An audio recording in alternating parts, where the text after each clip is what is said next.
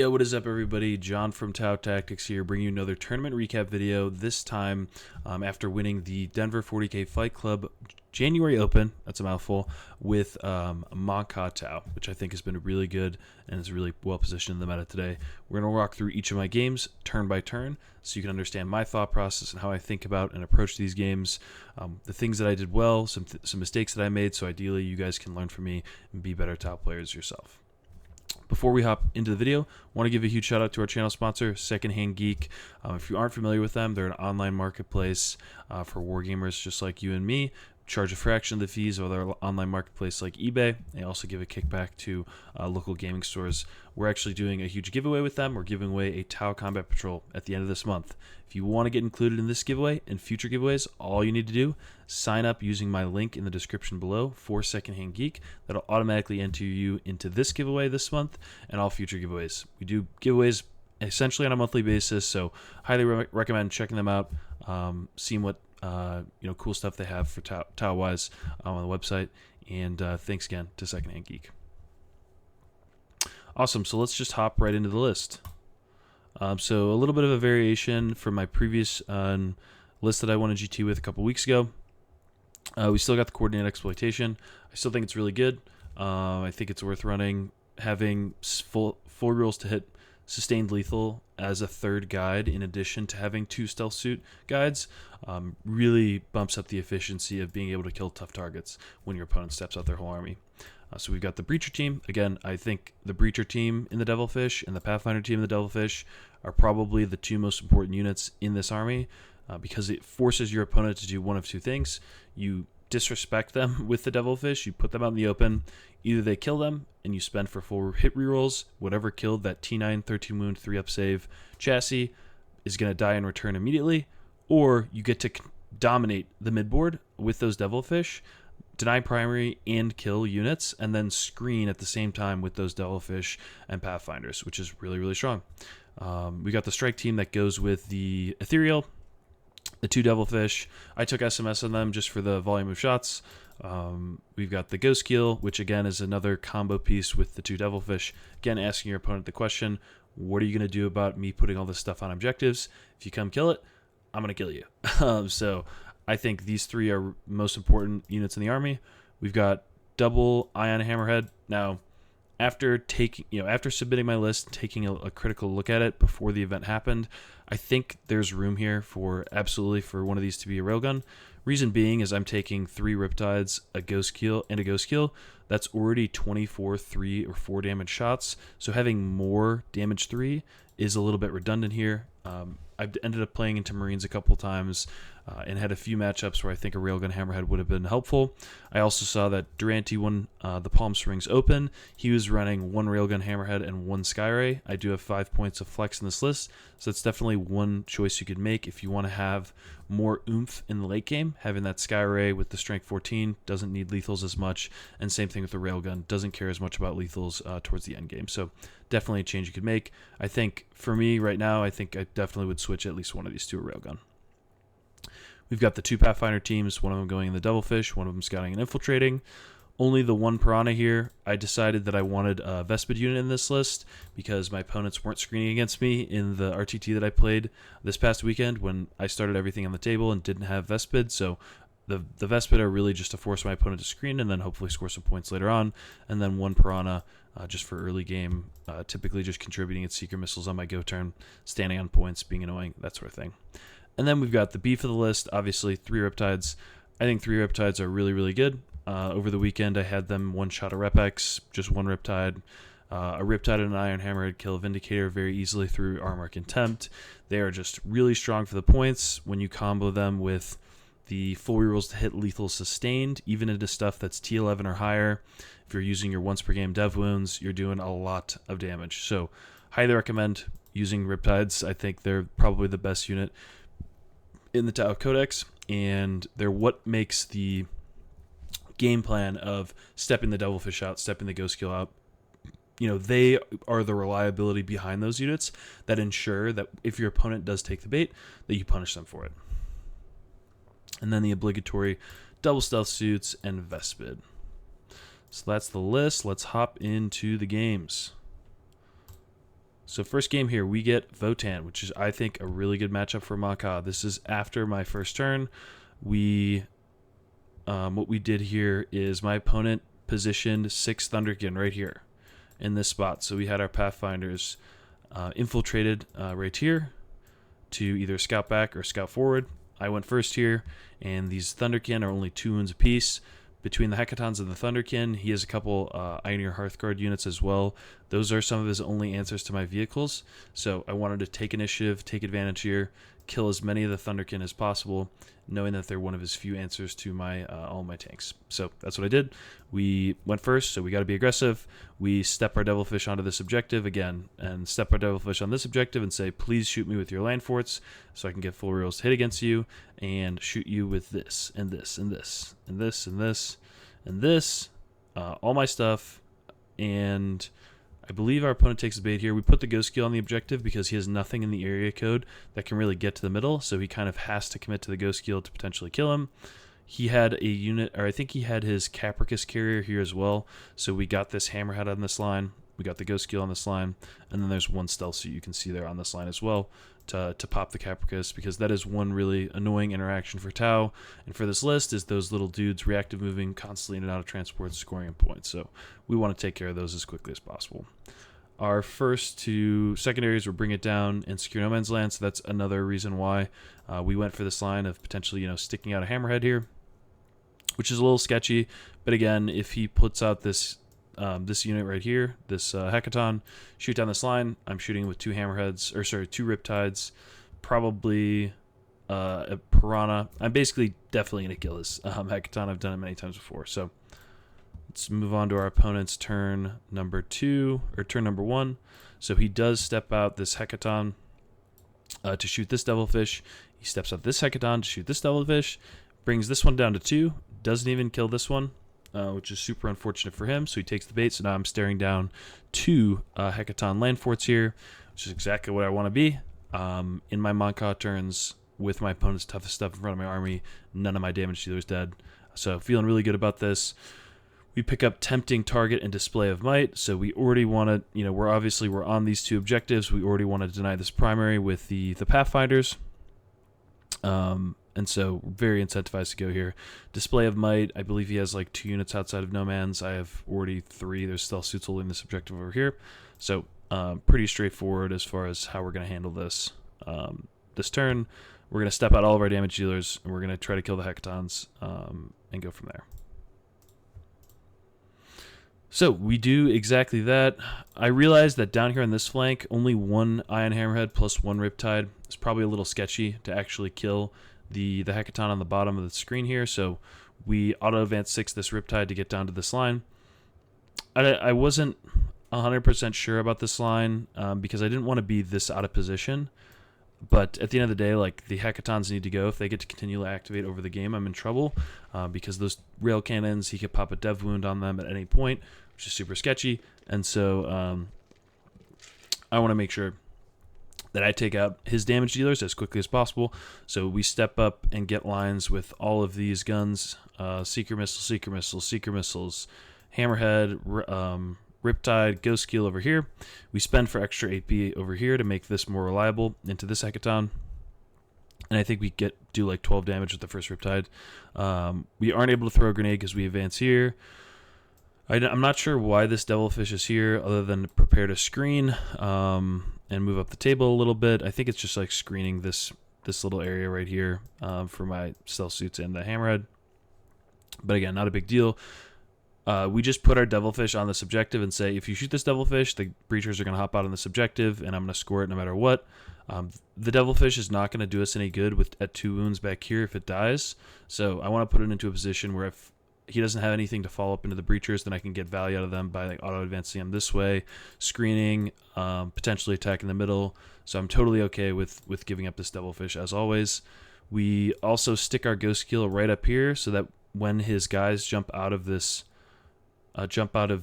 transport and get into the feature, we can shoot our flat 3 damage shots into those Steeljacks and get some extra damage on those, Berserks, which he did have a couple Berserk units, which again are really key units for me to try to take out. Then his turn. Now he's basically just dealing with all the stuff in front of him. He does kill the Ghost Keel, actually, which was very surprising to me. He takes out like a couple Pathfinders. He moves up the rest of his army. But at this point, he's kind of lost too much punch here, and he's too far down on score because of the early game killing those Hecatons while I'm scoring a bunch of points. It's just too much as far as like a tempo's concerned. And it really just comes down to the question that we asked our opponent at the very beginning of the game: what are you going to do about these Devilfish? He wasn't able to kill them, and in return, he lost 500 points of his army in an instant. And then this is where we're just making sure that he can't touch our big damage dealers, so we create a screen with the Breachers. I believe we had like area denial. Yeah, we had area denial, no prisoners. He had those 2 units on the objective, so auto-advance these Breachers to create a wall alongside this Devilfish around my big damage dealers so he can never touch them, so they get to continue to activate. And made sure that we had enough OC on this objective that even if anyone lives, he's never scoring the primary. The unit of Pathfinders continues to live somehow on this objective, and he rapid ingresses back here with his 10-man Hearthguard unit, which is going to kill some stuff and then die horrible death right afterwards. Cool, so he steps out his whole army. He does kill a bunch of stuff. I think he takes out like basically everything that's in front of him, and then this is our turn. We step everything out, step onto the objectives. At this point, the game's over. So GG's to Chris. I think, I talked to Chris a little bit. I actually played him at the last RTT. I'm not really sure how you should handle this, Chris. I've played Votan a few times with Tau, and I think you just have to answer the problem immediately, because if you just let me run around with Devilfish and dominate the midboard, I think you're kind of screwed. You just have to like hope that the Hecatons survive a couple rounds of shooting, hope that when you shoot that you actually kill things that you point at, and then just solve that, that one deployment error right here. You just can't let those Thunderkin go turn 1. Never, if you want to deal with all the tough stuff, you just can't let that happen. Okay, going on to round 2, we've got Death Guard, and so one thing I noticed about my opponent's list is he has like literally no trash. He's got Morty, 10 Plague Marines, 2 units of 3 Death Shroud, plus a Lord of Contagion. And what he did was I deployed my infiltrators over here, and then he deployed not his infiltrators. He deployed something like a drone or something, and so I saw an opportunity to put a unit of stealth suits and a ghost skill over here, because I know that the Poxwalkers are no threat. If he deployed them 9 inches away, like, sure, he could charge me, do no damage to stealth suits, and a little bit of damage. Like, basically, he's going to do no damage, maybe tie me up. But he'll never score this primary because he needs to advance these guys to get on this objective. And again, I just completely disrespect him with the Devilfish. I have this one on the terrain feature. Go ahead and shoot me. Do not care. If he's standing right here to shoot me, then I get to shoot him back with my Ghost Keel, my Riptides. Same thing with this guy. If you step into here to shoot my Devilfish, I'm just going to shoot you back with everything I got. So, game plan for this game is kill all the trash, make it really difficult for him to score any primary at all by yeeting these Devilfish onto this objective and using this little castle that I've got here to continuously put at least 3 OC onto this objective. So, I really want to go first here, take out those Poxwalkers, ask him how he's going to stand on the objectives, and stage even more aggressively. So here we go. So this is after his movement phase. So, or does he go here? Oh yeah, he goes first here. Doesn't do a ton with his first movement. He doesn't attack my little castle that I have in the bottom right corner. He moves up a couple of the drones outside of line of sight of this shooting angle. Steps 1 onto this objective, I believe, and what we end up doing is we kill one of the Blight Haulers with a grenade from the stealth suits and the Ghost Keel shooting. We step up into this ruin. We kill all the Poxwalkers after he's staging here, and we basically advance up the rest of our army. We advance this Hammerhead up to this line so we can get an angle down here, so he can't really exist on this line. We reposition our Devilfish a little bit just so that he can't really interact with it from over here, and then we auto-advance 6, I believe, this unit of Pathfinders to kill these Poxwalkers, because again, we want to force him to be trying to score with his smaller or with his like drones and not be able to shoot them and whatnot. So As you can see, this is after my turn 2. He steps out a couple more drones. I use this piranha to screen out rapid ingress. Kill both drones again. The ghost kill's still alive in the corner. Stealth suits are still alive in the corner. And then we just use our Devilfish to deny primary on this objective with 2 OC. Now, he did tell me this, and I just kind of forgot, but he does have an aura. One of his auras is -1 OC, so I really should have just committed something else. I just didn't think of it at the time. So he was able to score primary by turning on his -1 OC aura that he has for the contagions, which was a little annoying. I'm not going to lie, but again, just using as few resources as possible, taking out as many resources as he can. I just have Pathfinders hanging out back here, Devilfish ready to go across the table. And he's kind of in just a rough position. Like, he has to commit Morty now. He has to commit his Plague Marines. I've screened out any interesting Death Shroud opportunities. He's going to hit, one of these 4 units here, 5 units here. And I'm just going to have 2 Hammerheads and 3 Riptides shooting at his Death Shroud and Morty. So this is his turn. He does commit Morty in the middle, which we end up shooting we shoot 3 Riptides. I think it takes 3 Riptides and a Hammerhead to kill him, which is kind of surprising, and the Breachers. I really thought I would get him because I had full reels to hit lethal sustain.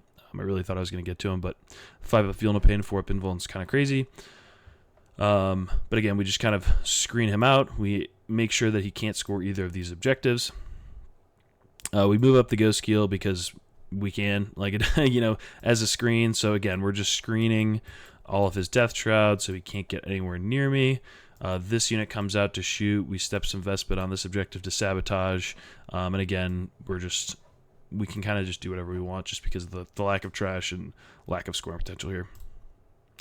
So that's basically the end of the game. He kind of turns it into a teams game in the end where he's like, all right, let's see how many points I can score. But as you can tell, the speed of Montka versus Death Card is, especially a list that doesn't have trash, is just, it's a terrible matchup for him.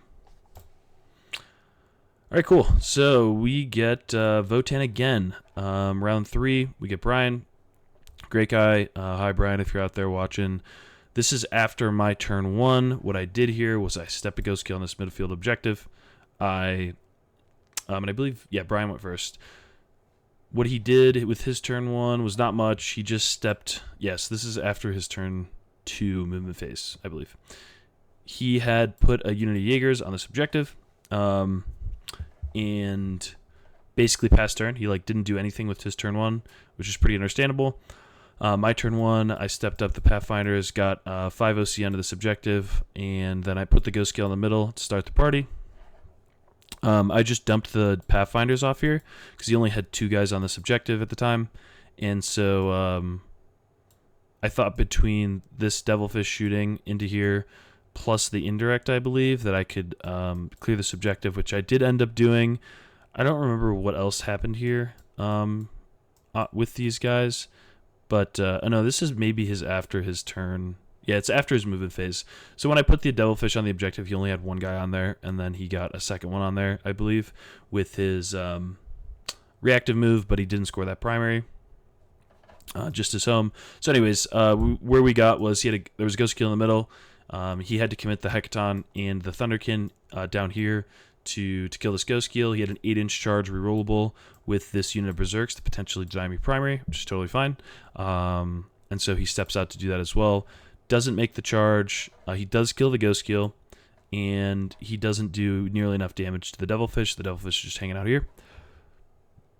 And he passes the turn to me. Oh. And, oh boy, we missed a lot of action there. Sorry, guys. Sometimes I'm not super consistent with the photos, but what basically ends up happening is we step out this Hammerhead right here to see down here. We step out this Riptide to see down this angle. We step out this Hammerhead to see down that angle. We basically just step out most of our army. We get another Riptide, I believe, towards the middle, shooting down this, and we basically pick up everything that's in front of us. We pick up the Thunderkin, we pick up the Berserks, we pick up the Jaegers, we pick up the Hecaton, pick up more Jaegers, and basically reset the board state with all of our damage-dealing resources still alive.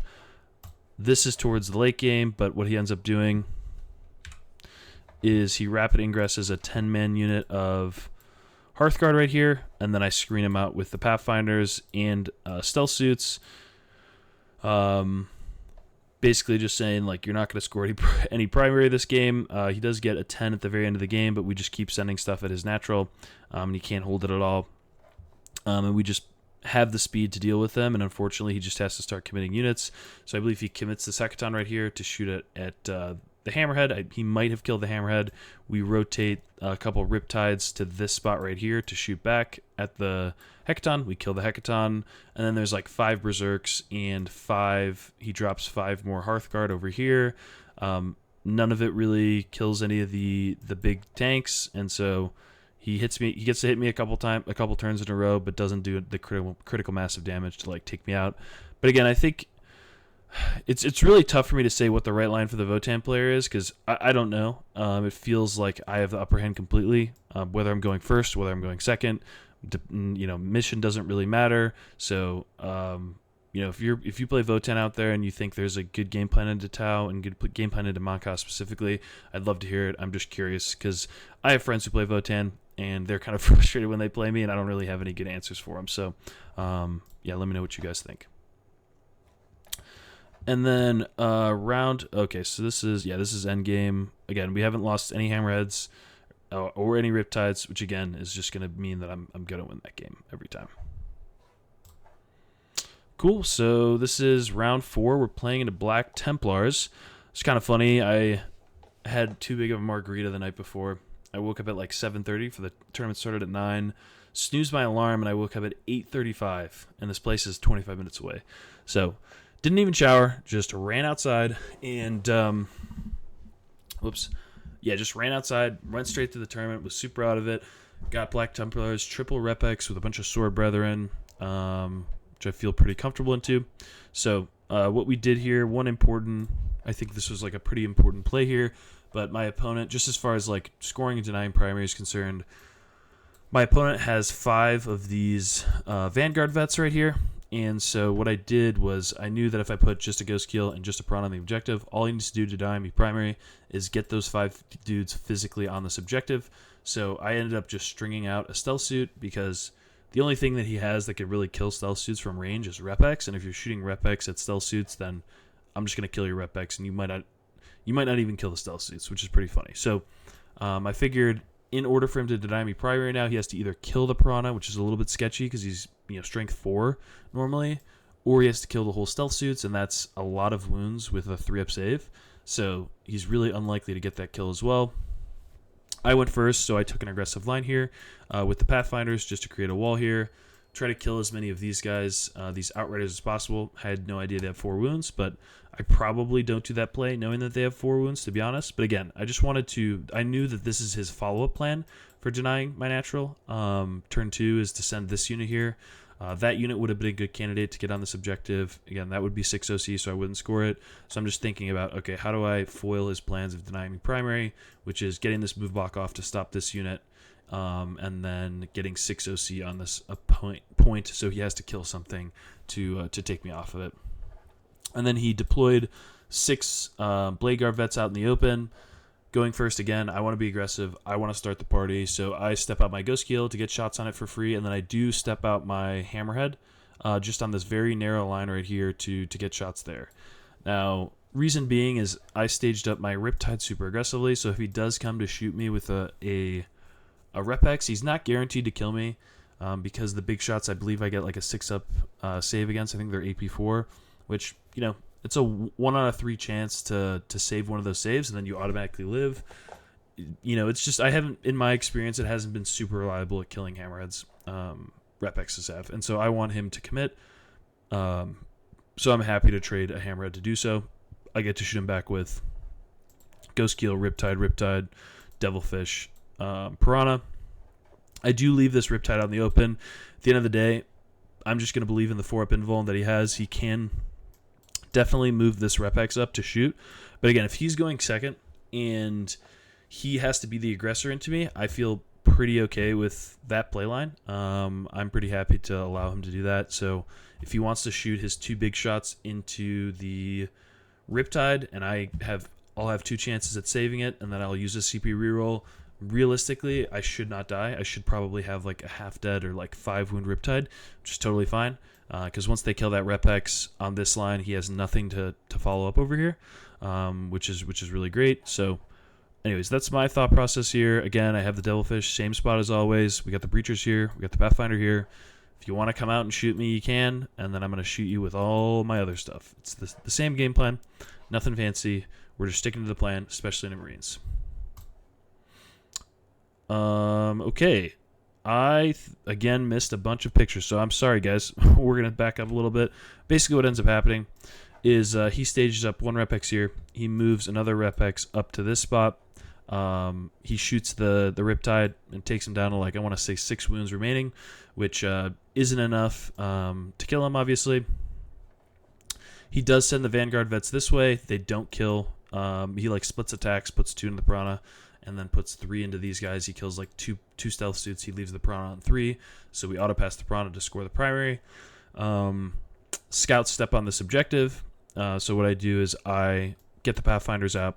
He overwatches me with this Repex right here, or the Repex that's standing right here. Kills me down to 2 guys. He actually has a Combi Weapon Lieutenant standing right here behind the dudes on the objective who... is doing Sabotage, and I think I also have Assassinate that turn. Yeah, so I have Assassinate, Sabotage, and so what I do is I commit both Devilfish. I commit the Breach after he kills 8 in Overwatch of the Pathfinders. I do commit the Breachers. I think I throw a grenade and spend for extra AP, I believe, on the Combi Weapon Lieutenant to both kill off his Sabotage and score my Assassinate. I make sure to stay outside of 9 inches so that he can't trigger a reactive move with those guys, which is really important here. So I don't want him hopping behind that wall, scoring Sabotage, and I don't score Assassinate. So this was a really big inflection point of the game, was this little dude standing on this objective. You know, I knew I was going to have to eat an Overwatch. That's just fine. So what I do is I hop the Breachers out. I guide with the Pathfinders, I believe, into the Combi Weapon Lieutenant. I spend a CP for full wound rerolls out of the transport, and I absolutely nuke him off the face of the planet. And I do some amount of damage to the scouts. I want to say I leave like 2 of them alive after shooting them with the Devilfish and the Pathfinders after everything's all said and done. Then my opponent's next turn is when he starts committing the rest of his resources. I can't remember where this Repex ends up, but basically every time a Repex steps out, I kill it immediately. It doesn't do any meaningful damage. I don't think he killed, again, like basically any of my damage-dealing resources. Now he has, there are Sword Bros out in the open with an Emperor's Champ, and there's 10 Pathfinders and a Devilfish on this objective, so they have to kill this. And this is kind of one thing that I've, sort of realized as I've played more 40k, that's a little bit less important. Like, as you can see in some of my games where, when we get to the late game, I'm like screening out the entire board. But what I've realized is if I just stand things on objectives, my opponent, this is pretty obvious, but rather than like using my screens to screen my damage dealing resources, which does work for me, admittedly, all I really have to do is stand shit on objectives. And if my opponent only has like 5, resources left in the game, what are they going to do? Go past the stuff standing on objectives and hit the stuff behind? No, because I'm going to score a bunch of points doing that way, and they're just going to lose by 40. So they have to attack what's on the objective. So I think I need to be a little bit more aggressive with how I stage some of these units later on in the game, and how I play them, like Riptides and Hammerheads, for example, and just put cheap stuff on objectives later on and just be like, listen, something's got to kill this. And if they don't have a good, obviously be thoughtful about how I go about it. Don't give it, don't put a Piranha on the midfield objective and let a Repex shoot it and then the Sword Bros just run past me. But, you still have to think about it. But anyways, just one thing I've been thinking about a decent amount, and something I've noticed about my own play. Okay. And as you can see, at the end of the game, he missed an 8-inch charge that would have kept the game a lot closer with his Sword Bros. But like every single time they stepped out, I killed, everything that I looked at, essentially, which was, sounds about right playing in the Marines. That's how playing in Marines is as a top player. So, oh yeah, this is actually a pretty accurate representation of where things went. So, yes, this is a good photo. So yeah, as you can see, we got Breachers in here. This unit that had to get out of the transport kills Devilfish, kills Pathfinders. He then has to use Sword Bros to kill Breachers. He sends these Blade Guard Vets to the middle to tag these two things. I think he wants to shoot this thing. He sends his one Outrider back this way. He's using his Repex to, I want to say he shoots Repex into Devilfish and maybe Riptide. But again, we just have Hammerhead, Riptide, Ghost Keel, Stealth Suits. And Stealth Suits have done actually decent damage for me with those two little Meltaguns. So I do like stepping them out at the end game to step on objectives, kill stuff that's hanging around. But yeah, after this turn, we go pretty ham. So he does kill the two transports. Oh, he doesn't even kill the Riptide. He just kills the transports. The guy's standing on objectives. And he reactive moves the Sword Bro unit onto this objective. I think we just kill basically everything from this point forward. Yep. Everything that was there previously. Yeah, we kill this Repex at the top of the screen here. And this is where I think I could have been a little bit, like, I needed to kill this Repex for sure, and I had to get these Riptides, so I kind of had to get these Riptides on this line over here to make sure this goes away. Then we had Riptide and Hammerhead go into the middle, kill all those guys, and then we got lucky and we were able to shoot a Riptide downtown into these guys and kill, like, almost all of them, which was gross. So yeah, it was basically GG's from there. Again, the big inflection point of that game was that Stealth Suit interaction, or excuse me, the Lieutenant with Combi Weapon interaction. It was like an 8-point swing. And at that point, my opponent, it was on him. As the player going first, he has to step out and hope he lives. When you have access to extra AP with Riptides, spend 1 CP. 2 Riptides are AP4. The Repex just killed something in my army, so I have 4 rerolls to hit against it, lethal and sustained because of this unit right here. They never live. They go bye-bye every single time. So highly recommend, spending that extra AP, having in the bank, especially in units or armies without invulns. So another great example is Votan. Every time I was activating to my opponent's Hecatons, that turn I was spending 1 CP to give 2 Riptides extra AP, both of them go to AP4 into a Hecaton that I have 4 rules to hit against, lethal and sustained. And works out almost every time. You point a little bit more guns at the other Hecaton that you just have real ones hit and wound against, and lethals, and usually everything kind of works itself out from there. This is the 8-inch shards that he missed, which is pretty tragic. And then, yeah, we just cooked from there on out. All right, cool. So round 5, we were on War Games Live. So we're going to walk through this game here. One moment. So here's what we got. Of course, the quality is terrible here. Let's get that up. Okay, cool. So as you can see, deployment-wise, he has no meaningful long-range shooting. So again, we're just deploying really aggressively. His bikes move really fast, so I didn't want to just give him a Riptide turn 1. So I did hide my Riptide over here. But again, we are Devilfish are in the same position. We're positioned across his natural. We're positioned to go to the middle. We've got our Pathfinders ready to scout forward and do some damage to some stuff over here. General game plan for this game is we just want to do as much damage as possible and be as aggressive as possible into this army, knowing that he doesn't have a ton of damage here. What my opponent wants to do is use these little boats here to hop guys outside of the transport, kill something, consolidate back within 6 of these boats, hop back in, and make it really annoying and basically kill units for free. So that's a really effective way to deal with my infantry units, with stuff like piranhas, with stuff like stealth suits, but it is not effective into all of my big stuff, and I know this. So what I really want to do is, disrupt that playstyle of hiding behind walls, jumping out, killing something, hiding back. So I know that I need to push the pace in this game and force interaction with my opponent. The other important thing here is my opponent, he couldn't really deploy anything into this corner, which meant that he had 1 unit of Dark Reapers and 1 troop unit in this area of the table, which I know doesn't come close to killing a Hammerhead or a Riptide, so I can then be really aggressive with how I stage into this area. And I think this is what really was like the key, movement and positioning that won me this game, was being in this spot right here so that I could get and access this area of the table. Because if he can't stage units here, he can't play his cute game. He can't attack my staging grounds. As you'll see, it doesn't, it goes well for me here. Like, I force him to try to kill Riptides and stuff, and it takes almost all of his army just to bring one of them down. So let's go to end of my turn. I end up going first here. 432. Devilfish and them, which means exposing at least and 2 so resources. yeah, my whole thought process is like, let's get aggressive, let's force some interaction. We want to kill all of his trading pieces. I want his troops and his those 5 troop units and those transports to have to play in the midboard. I don't want him to be putting rangers on objectives and one-man warlocks on objectives and that sort of stuff. I want to force the interaction as soon as possible. So yeah, he has 3 instances of indirect, which all that means to me is that these Pathfinders are as good as dead. So what I do is I just use them aggressively. I have them guide into these rangers that are here. That way I at least get hitting on 4s and lethals with my indirect shots. So between all those shots, I do get the kill. And then, again, just knowing that he doesn't really have the activations here to kill this transport, I just put it on his objective and say, come deal with this.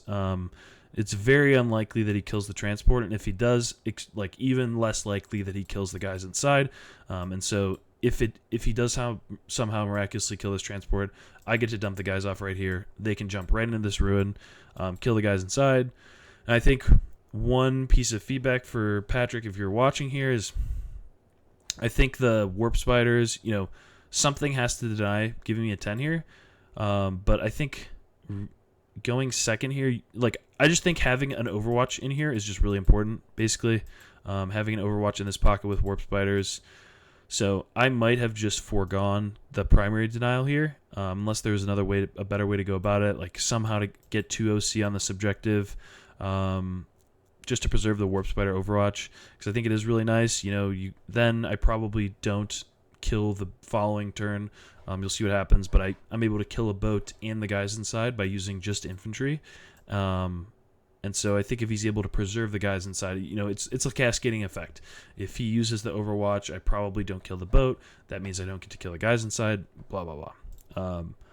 So anyways, I just want to force the interaction. I want to say, come on, got to do something about this Devilfish. Got to kill these Pathfinders, get OC on my objectives to deny them, and I'm just staged really aggressively to get towards the middle of the table here, to push this way and be aggressive on this line. I think there's an argument. Not an argument. I think I should have just put this Hammerhead. I should have started moving him forward over here. Because again, if he commits his bikes, they're one of his best units, his anti-tank units, and then I get to kill it, and it's gone forever, which is great. And the Hammerhead is it's basically just as effective as all my other damage dealers. Again, would not be a big deal. If I lost it, I would only have 1, 2, 3, 4, 5, in the boat, 6, 7 really effective pieces for doing damage to him. So that's where we go from there. And then Eldar, end of Eldar movement phase.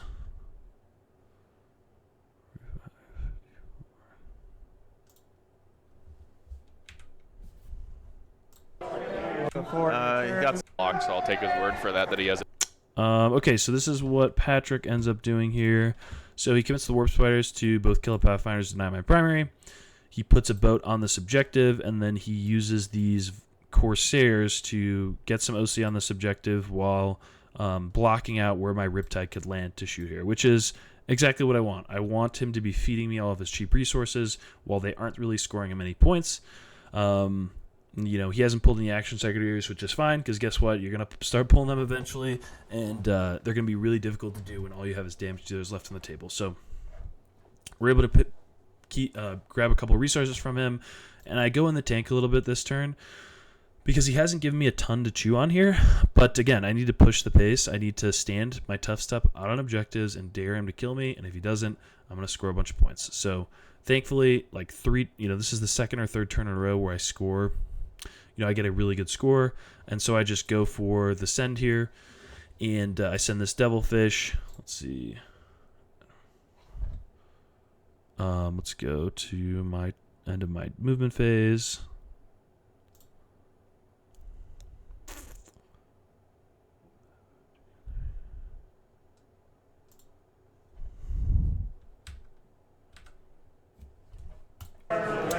Yep. So we just send here. We put our stuff out in the open. Essentially, we put our Riptides on objectives and say, hey, if you want to deny me primary, you have to get on the objectives and stay on there with those troop units.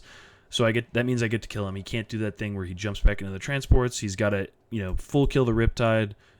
Or at least commit the troop unit. They can't jump back into a boat because the boat only has 2 OC. Or he needs to commit the boat plus another unit to get onto the objective. So it just makes it really difficult for him to interact with my primary scoring. And at the same time, we're holding him underwater, right? We're giving him a 0. We commit the Pathfinder unit. They get out of the transport and advance. They go 13 inches. And then I think about getting greedy and killing these Dark Reapers, but I realize, listen, this transport fell back, so I can't shoot with him.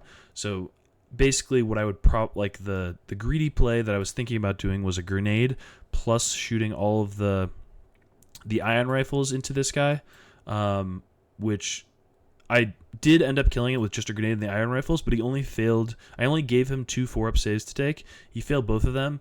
If he knew that was the only thing shooting there, he definitely would have CP rerolled it, and then my plan would have completely fallen apart if I don't kill this boat and the dudes inside. It's way more valuable to kill the troop unit than it is to kill these Dark Reapers right now. So what we do is we put the entire Pathfinder unit into it, and just to make sure we kill it, then we get the Breachers out here so that they can kill the guys that are inside. We get this. We get a line over here on this, warp spiders. We get the stealth suits to guide into there. We get stealth suits to guide into the Corsairs. So the Riptide shoots this way. And again, I think this was a really important play for me, was having this Riptide up in this area where he can't shoot me down this lane, and he only has one dude with in a boat here. One unit of dudes, and then the Dark Reapers, so very unlikely to kill the Riptide, which all that means is I get to, again, if he tries to stage anything into this pocket right here, I get to interact with it. What else? We had this Piranha is actually behind this feature, to push back his rapid ingress, because we know it's coming. We finally move up the Hammerhead. And then we just touch a bunch of tough stuff on objectives and say, like, listen, you got to kill these Devilfish, you got to kill these Breachers and Pathfinders, and somehow at the same time also deny my primary. So we're really stretching him thin here. But again, the whole play pattern is you got to do something, man. Like, you got to do something now. So that was what I was trying to pull off. So let's go to the end of my turn here. So we are able to accomplish what we were looking for. We kill. Nice, fine. Oops. You have one more indirect, or is that the one that fell back? Yeah, that's the one that fell back. Let me just look at something. 1 AP. We take out Warp Spiders, Corsairs, boat, and the guys inside. So again, now it's like go time. You gotta send all this stuff, buddy. It's time to go. Gotta send this Falcon. Gotta send these guys over here. At which point I'll be able to shoot him with all of my damage dealers. P0. Yep. Nice, fine. You have one more. Nothing. Cool. So as you can see, he commits basically his whole army. He commits his entire army. He sends this Falcon up here, shoots this Riptide. I spend 3 CP on this endeavor of -1 damage, and CP reroll. Hindsight's 20/20. He didn't do any damage with shooting, but he easily could have done like 8 damage. After seeing what this unit does in fighting after it gets full rerolls to wound, it just literally killed me with like 13 mortals, I think. I don't think there's any reason for me to be, spending 2 CP on -1 damage. I think I stand by using the reroll for the wound roll, because if the Riptide lives, it's just completely game breaking for Patrick here. But basically he steps out this unit of the bikes with the haywire.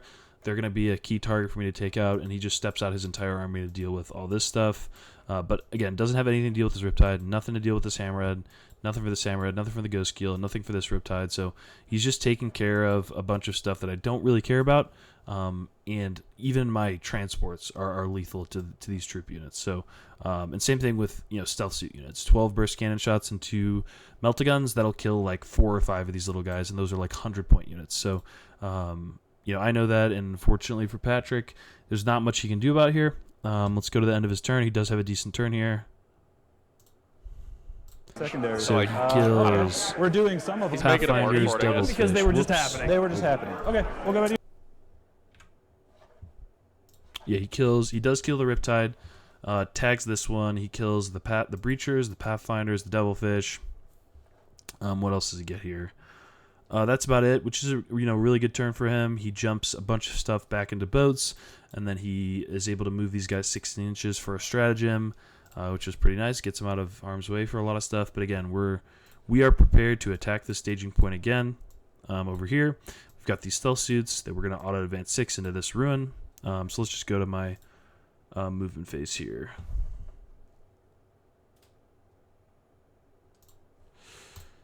So as you can see, we just basically we send everything that's on this side of the table. We give them a 0 again. We get the stealth suits here so that we can guide into these. I believe it's into the boat. Yes, into the boat. So we can kill the boat and then shoot the guys inside. We have this hammerhead that's got a line into these bikes. I spent for full hit rolls here. Spent for full hit rolls here. Funny enough, the Piranha just aces this Falcon. Riptide aces this unit by himself. I have full hit rolls there. Yeah, and it's a pretty brutal damage turn. We step this Riptide into this feature to deny the primary, make sure that if he steps guys onto this objective, they somehow survive, that we at least have like 6 OC there. So he has to have like 4 or more guys survive, which is super unlikely. And then we got the Ghost Keel that is prepared to shoot these guys right here, or the troop if they step out. The angles of attack he has with his army right now, the line of sight he just got, it's just like, man, his army's fast.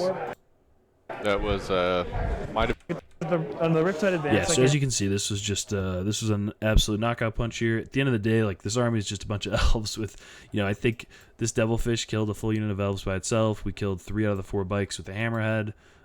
This hammerhead killed the transport. The stealth suits killed the guys inside. The Riptide shot and killed 4 out of 5 Dark Reapers. Killed this whole unit that's here. So now he basically has 2 troop units left in boats, 1 Warlock, 1 Dark Reaper, 1 unit of Dark Reapers here, and 1 bike here. And so he needs to do he needs to kill absolutely all 4 of these units to have a chance, which he might have a chance here, because then I can't really interact with him super meaningfully. But as you can see, he needed like a 400 point unit, and the ideal situation with 2 CP spent on advance and charge over here to kill 1 Riptide. So the likelihood of him killing a Riptide, a Hammerhead, stealth suits, and this Devilfish with 1/3 of his army is just super low.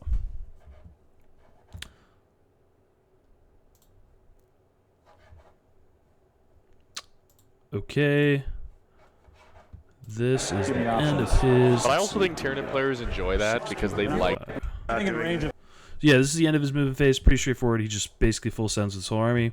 Even steps these guys out right here to everybody get lines. He gets I think somewhat the lucky only one and worse kills than this Cassidy's is hammerhead. Tyranid players. I realized I didn't put blue close. The powerful stuff. So he kills the hammerhead with 1 Dark Reaper activation, which is pretty funny. But only brings the Riptide down to 7 with a bunch of shooting and combat with the bike and the troop. He kills a bunch of the stealth suits, but this is basically where he concedes. At this point, we're just going to keep marching this Ghost Keel forward to get on his home objective. He'll never score a 10 at the end of the game. We're going to kill essentially everything that's in here. Like this Riptide can move 10 inches. Maybe not that Riptide, but we can shoot through this line in the feature to kill this troop unit. This Riptide will probably just fall back and shoot into these guys. We'll kill a Solitaire that's at the bottom of the screen. We'll just keep moving our army forward. Make sure that he's not scoring any meaningful primary, while we're scoring every secondary that we could possibly want here. So, GG's to Patrick. Great game as always, but at the end of the day, just the line was too obvious. Just run at you and pray that you can't kill me. And fortunately for Patrick, he has a bunch of stuff that's strength 8, and I'm T9 and T10 the army, and he didn't roll his 5 up. So, pretty brutal game there. All right, final game of the tournament. We got the Pear Down, right? The Pear Down's supposed to be easy. But no, we got the Pear Down to Ben Neal. If you aren't familiar with Ben Neal's probably one of the best, if not the best, tournament players in the Colorado region. I checked his stats recently. I think he has an 88% win rate all time at GTs. So he's running a pretty nasty Dark Angels list. And we're playing on layout 8, which I don't love. I'm going to just say outright, I'm going to apologize to Ben Neal here because I was complaining about the dice a lot in this game, and then to go on and win is just a bad form here. So sorry to Ben Neal for that. don't want to win like that, so I apologize. That was not the best.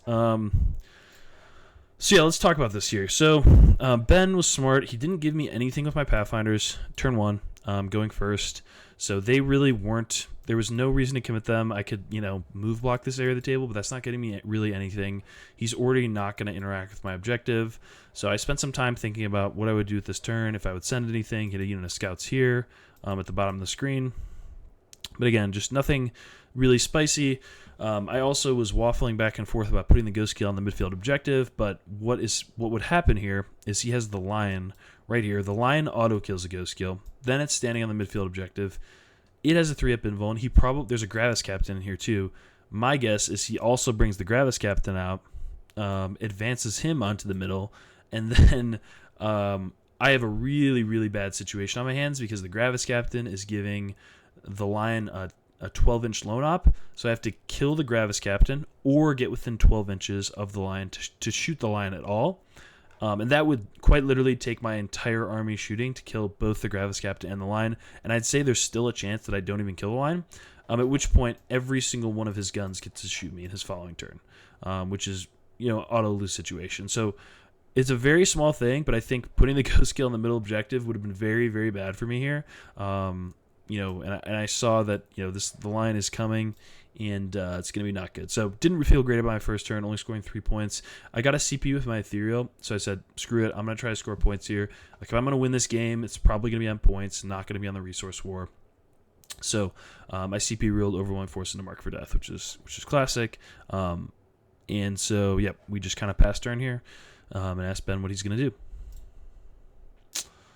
And so Ben doesn't do very much. Oh, so this is one other wrinkle here is I put 4 dudes on the point plus the Piranha again because he's got 5 incursors here. So you got to kill either 7 Pathfinders or the Piranha to take me off of primary. So I just made it really difficult for him to take me off of that, just ensuring that we score here. We stage up our Devilfish right here. We keep all of our guns out of line of sight of stuff. Technically, he could shoot this with a Ballistus, but again, he's probably not going to kill the Hammerhead. Then I get to shoot his Ballistus, and I get to be up a resource, so I doubt he's going to go for that play, which he did not. Okay, so yeah, he basically passed turn, didn't do too much at all. And so now is kind of the point where we have to send, and he did give us some targets here. So he had a unit of Intercessors back here, so I said, screw it. I need to pick up, if I'm going to win this game, I want to just make him, make sure that he has the least amount of resources possible to do actions, score points and whatnot. And I don't want to force him to do that with, these 5 big things here, plus the Lion and the Deathwing Knights. So I end up getting, what did I get here? Tempting and Extend. He tempted me on the middle, which was totally fine because I wanted to just put a Devilfish on the middle. Extend battle lines, he got, or Extend obviously was just super free. He has a unit of scouts on this objective. Thankfully, he let me know, hey, I can reactive move if you auto-advance the Devilfish, and then I'll just block out where you're standing right here. So what we do here is we just get the guys out 3 and then move 13 inches, and we're able to get all the Pathfinders out right here so that he can't move block us. Now, that does have the wrinkle of none of those Pathfinders are on the objective, and he currently has a Combi Weapon Lieutenant plus scouts on that objective. So what I really need to do is I need to kill basically the whole scout squad in order to deny his primary. I think I need to kill I need to kill 4 of them to deny his primary. So I know that the scouts have access to smoke. I know he has armor contempt. So I'm planning ahead of time to spend 2 CP on extra AP and reroll wounds out of the transport to do as much damage as I can to those guys. We also send the Breachers to try to kill the Gravis Captain. I might have been the right play not to send here and just put the Ghost Skill on the objective. I'm not sure. It was nice that I created this screen so the Lion can't hit my Ghost Skill. And I did want to kill this Gravis Captain.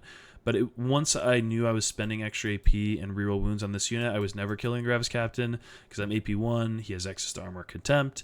So it was definitely a little sketchy there. We did get him down to 2 wounds, which was great. Just means he's taking Battle Shock to us. But again, we're just trying to take off all of his little pieces. So he has to play the game with all of his, more impactful damage dealing resources. Oh, and then another thing to talk about here is at the end of the day, if I leave this Riptide and this Hammerhead in this corner all game, they're not going to get to shoot down this angle or down here when he steps out with his army, which is what he's going to do this turn. So I just decide we got to get a little bit frisky here, and I send this Riptide up so that way I could auto-advance this Hammerhead 16 to get angles down here and here. I think it's just something that I have to live with. I just have to hope that when he shoots this guy, I can make my 4-up invulns. Unfortunately, he's probably going to be able to shoot it with 2 Ballistas and a Vindicator. I just cut this angle to make sure that he can't shoot me with that Vindicator. And I just got to pray that I, make my 4-up invulns and I'm able to clap back really hard. So we do score... Yeah, we get Tempting and Extend, which is really good. We score our 10 on primary, and then we pass the turn.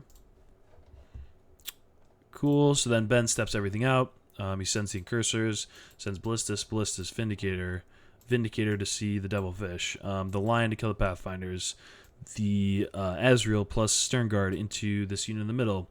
He then charges the Ghost Guild, does 4 damage to him, and he one-shots the Riptide with the Vindicator here. So we're definitely on the back foot from a resource perspective, but we just put Ben on a 5 on primary. We're ahead on points, so we're feeling good about that. But again, I feel like I'm going to run out of resources really, really quickly here. What do we get? We end up getting a 10 here because the Pathfinders live, which was super, super helpful. And we pick up Established Locus and Engage on all fronts. So we just put our Vespid back here. He doesn't really have the time to deal with them at this point. So we put our Vespid in the corner. We get Established Locus for 4. And we basically go to try to score as many points as we possibly can. This is me stepping out my entire army into the open because at this point it doesn't matter. I need to do as much critical damage as possible. I step the stealth suits onto the midfield objective to, again, force him to get more than 5 OC or kill these stealth suits, which are pretty annoying, and he's got bigger fish to fry.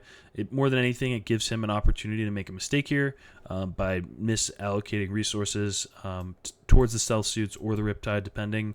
There's a very real chance that if I kill this unit of Sternguard vets with Azrael, and he just has the Gravis Captain on the objective, that I'm scoring this primary. So this is kind of my opportunity to score 10 here.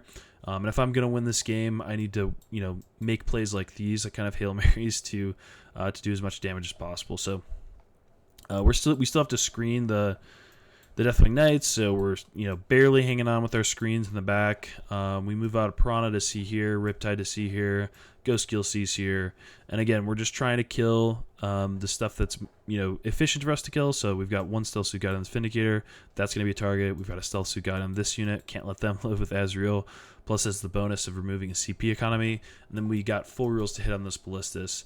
So just trying to do as much damage as we can in this turn. And score points while we do it, doing established in the back. Okay, so we kind of missed a turn here, but what ended up happening was we one-shot Azrael's unit with the Hammerhead, which is crazy. We kill this Ballistas. We kill 4 out of the 5 Incursors.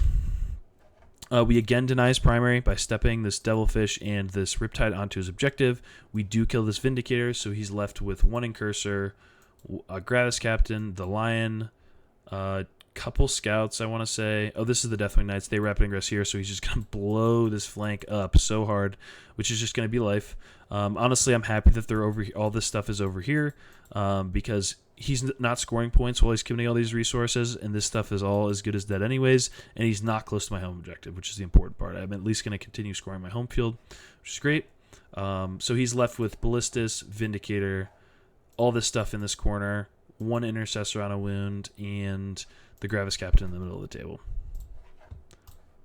So he claps back. He kills another Riptide. He basically kills Riptide, doesn't kill the Hammerhead, doesn't kill the Devilfish.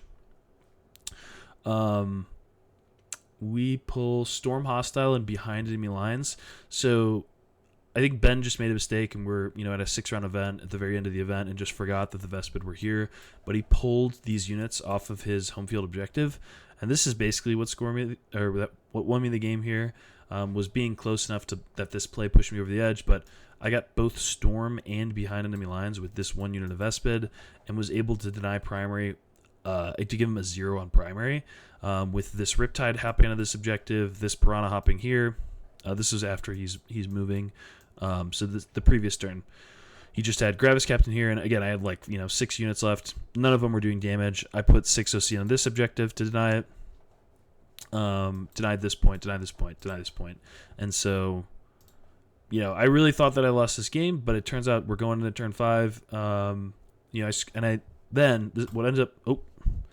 what ends up being the backbreaker here is this is his after his movement phase. He kills basically everything in front of him. But what ends up screwing him is he pointed a ballistas and this intercessor here, and he killed 4 out of 5 guys, and then he missed both charges with a CP reroll. If he makes these charges and I score 5 less on primary my turn 5, I end up having 1 Vespid alive, and I auto pass primary turn 5 to score this objective. If he kills this Vespid, I straight up lose the game. Or, you know, if he makes charges, I made a bunch of saves, and so yeah, it came down to the absolute wire. It was absolutely insane game. And yeah, that's gonna do it for the video, guys. Thanks everybody for checking out. Really special thank you to our channel's patrons. Wouldn't be able to do it without you guys. Every couple weeks I upload a game of TTS, or anytime I play TTS really, of practice games. So if you want to see that in action, check out the Patreon and the Discord. We have an awesome Discord community as well. So if you want to be part of a Tau Discord community that's interactive, willing to help out, definitely check it out. We've got a really good thing going over there. I'm super tired. Hope you guys enjoyed this video. Definitely drop a like, comment down below what you thought. I had some comments about the audio not being super great last video, so let me know how the audio is this video. If I did any better, just change some settings around and whatnot. But we'll catch you guys in the next one. Peace.